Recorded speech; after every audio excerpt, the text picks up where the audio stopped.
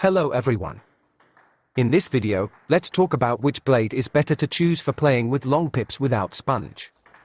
I'll try to cover the essence of the topic, and you'll make the choice yourself. So, let's start with what options we have in general. I mean, what types of blades are available for us to choose from. Defensive blades. I recommend choosing them only if you prefer a slow racket. If you don't, then it's pointless to take defensive blades. Medium speed blades. They are also known as all-round blades. They are good for beginner players who are taking their first steps in table tennis. Those who are learning to do topspins, chops, blocks, proper movements, footwork, and positioning. In general, they learn to do everything necessary in the game. Also, such blades are suitable for those who specifically like medium-speed rackets, meaning they don't like slow ones and fast rackets either. Next, typical attacking blades made only of wood.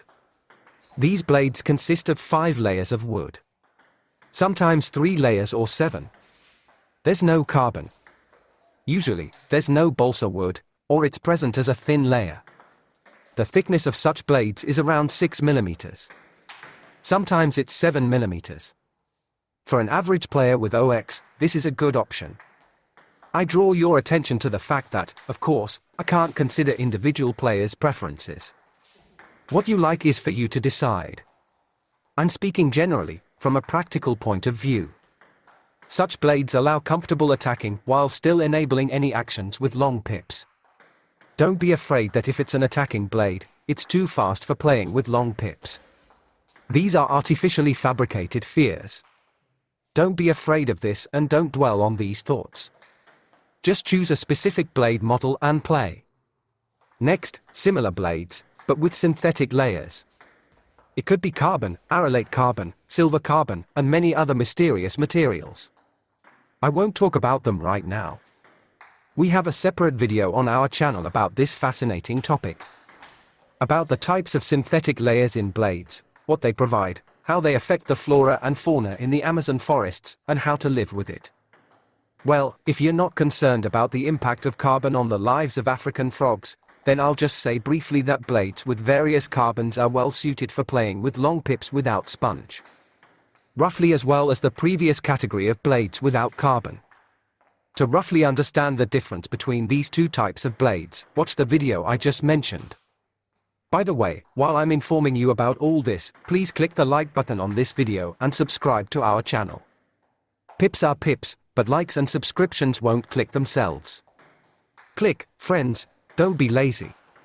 Help us appear more frequently in YouTube search results. Next, combination blades.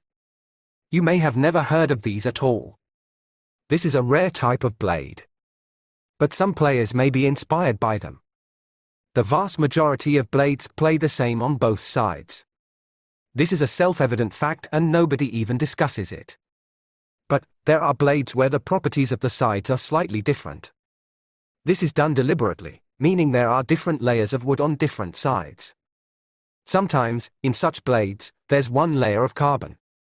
One side has carbon, while the other side doesn't. I won't go into detail right now about what these blades are and why they are needed. We've already made a separate video on this topic. Combined blades are mainly made for pip players. Once, I was fascinated by these blades. I tried playing with them. In fact, I've played with all types of blades without exception. I can't say that combination blades are better than regular blades for playing with pips. But this is my subjective opinion based on my preferences and my needs in the game.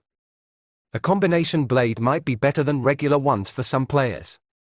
It depends on what you like and how keenly you feel the nuances in the game of your rubber. To figure this out, you have to try playing with these blades, there's no other way. Next, balsa wood blades. These blades are usually very thick. It's noticeable right away. The main volume is occupied by the balsa wood layer. It's a relatively soft and light wood. Therefore, such blades, although thicker than others, mostly weigh less than them. The first thing to note about them is that they are designed for playing close to the table with counterdrives and flat shots. With pips, you can do whatever you want, but with smooth rubbers, everything except topspins. These blades are optimized for blocking and flat play close to the table and for playing with long pips, but their topspins are worse than usual. And defense is also worse. So, if this style of play suits you, then give them a try. And keep in mind two things. The racket's weight will likely be lighter. Plus, Bolsa wood provides other sensations. It has different properties. This is very noticeable. It's neither bad nor good. It's a characteristic that you may like, dislike, or be indifferent to.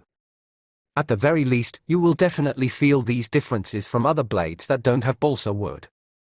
By the way, while we're making interesting and useful videos and reviews for you, come to our TT Maximum store more often for purchases. It will be the best way to thank us for our videos. Next, single-ply blades. These blades are essentially a single piece of wood, except that two blocks are attached to the handle to make it thicker. These blades are usually very thick too. And unlike Bolsa wood blades, they are heavier than usual. So Bolsa wood blades are lighter than regular blades, while single-ply blades, on the contrary, are heavier. And this is quite noticeable. The single-ply construction of the blade provides exclusive sensations and unique playing properties. Other types of blades do not have such properties and sensations. Some players say that after trying to play with a single-ply blade, they don't want to go back to regular multi-layered blades. Certainly, these blades have their own advantages and benefits for which they can be chosen and loved. It's impossible to explain it in a few words, you have to try them. We've made a couple of reviews on such blades. You can start by watching them to understand what these unusual products are. Overall, these blades are well suited for OX. And on the other hand, with smooth rubbers or short pips. Although the blade itself doesn't bend and seems to be intended for flat play, it still performs topspins well because of its exclusive properties.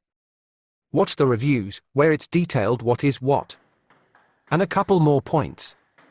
Attacking blades differ in speed. Some are faster, others slower. For convenience, in our store, we have categorized them as OFF-, OFF, and OFF Plus in increasing order of speed. You can also use numerical speed characteristics. For example, choose all blades with speeds from 8 to 10. This is very convenient. Also, keep in mind that blades differ in flexibility. More flexible blades are good for attacking with topspin. However, ball control becomes more difficult. But for playing with pips, it is not necessary.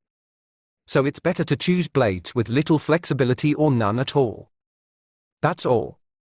If you have any questions about pips, anti-spin rubbers, blades, or life on Mars, ask them in the comments under the video. Bye, everyone.